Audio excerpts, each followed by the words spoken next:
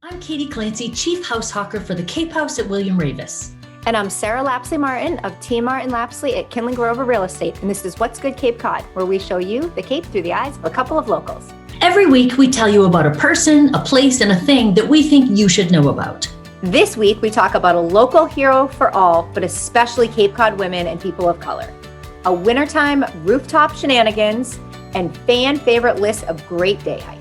Yes. Okay. All right. So let's start with our person. Our person this week is Tara Vargas Wallace, whom neither you nor I have met in person. No.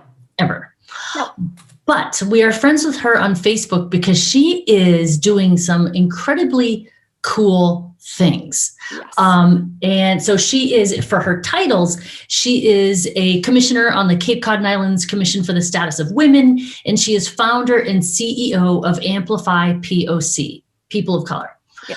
So with a nationwide reckoning on race, just like exploding this summer, more and more Cape Codders are looking for a way to take an active role in making the Cape a more equitable and inclusive place, including us at What's Good Cape Cod.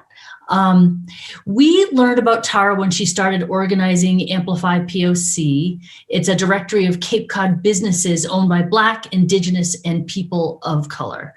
And we watched her put that all together. And not only did she put together a list, I can't imagine how much time and effort and resources it took for her to put it together and now keep it going. Agreed. At this point, she has established a 501c3. So she's an official nonprofit. Oh, great. I didn't know that. Mm-hmm. Wonderful. And she's secured funding and sponsorship from the Coop, the bank. Oh, awesome. Yeah, so they're like rocking and rolling, and so you can go to their website and check out. They've, like I said, they've got the directory. They've got a Facebook page. Yeah. We really believe there's going to be some big things coming from Amplify POC and from Tara specifically. Yes. Like we're like, wow, she's kind of bad. Yes, Mama drama. Yeah.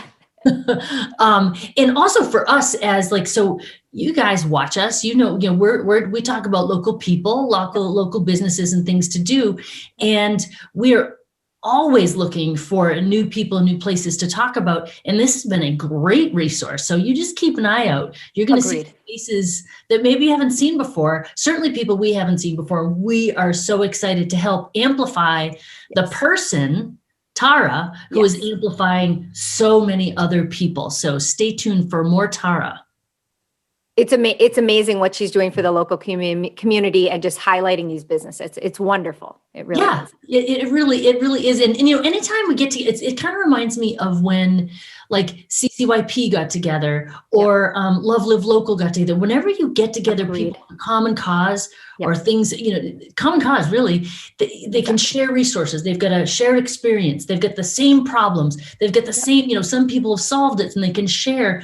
And so when people get together, it just is better for everybody. So it's just the community coming together.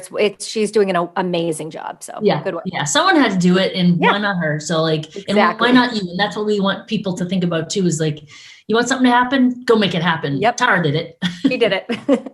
Exactly. So what's our place? Maybe Tara goes and celebrates there. She should. Everyone should.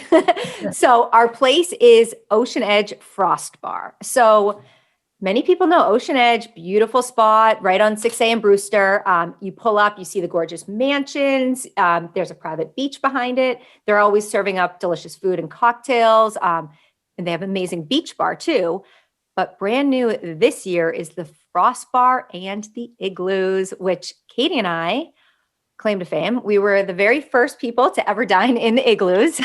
Literally putting them together. Like when we were there, they were still completing the Frost Bar. So we were in the igloo, but like there was workers out there like, we're stepping over it's crazy. But it's up on the terrace. Like if you've ever gone to Ocean Edge Terrace in the summer, that's where the igloos are and that's where the bar is as well. Right. Yeah, they did a great job, changing it to be this, and just the overall, the vibe and the ambience, the lighting in the Frost Bar is has blues and purples. It's just a really cool vibe. And I don't know if you saw, but they were just recently featured on the Phantom Gourmet. The Frost Bar was? Yeah. Oh my gosh. Yep. So you got to look at that. I love watching the Phantom Gourmet, and he was there. He did his whole thing. So that was fun. And it's just a great way. They're really adapting to the times and having fun options and keeping people's safety in mind. Yes. So if you haven't heard about the Igloos yet, 6 people can fit in an igloo. They have kind of like Adirondack chairs. There's a heater. There's a speaker in there, so we could put our songs on, our music, a little playlist. And in the igloos, it's more of a set dining package. So they have like fondue, charcuterie boards, lobster rolls, chowder, sandwiches, flatbreads, things like that. That's in the igloo for the igloo dining. Oh, and the best part, they're all served with hot chocolate or cider. And yes, we got the hot chocolate. Yeah, like the big carafe of hot chocolate was amazing to come out when you're like trying to warm up in the igloos. And then inside at the Frost Bar, that's more their typical dining menu.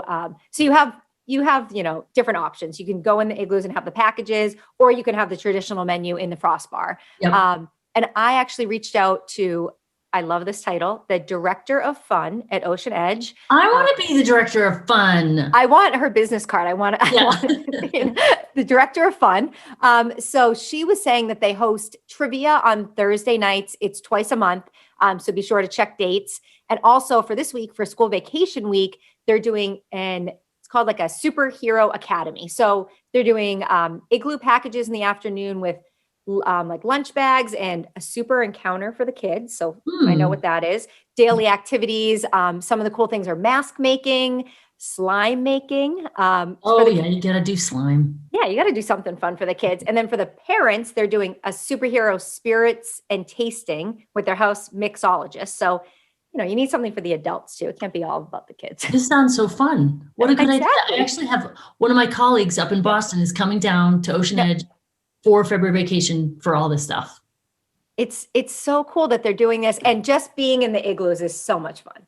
It's just the novelty of it is very cool. I agree. All right, that was our place. All right, so our thing this month actually comes from one of our fans. Yes. Bob and Carol Michelle emailed us and said, hey, have you ever done a piece on the best places to walk on Cape Cod?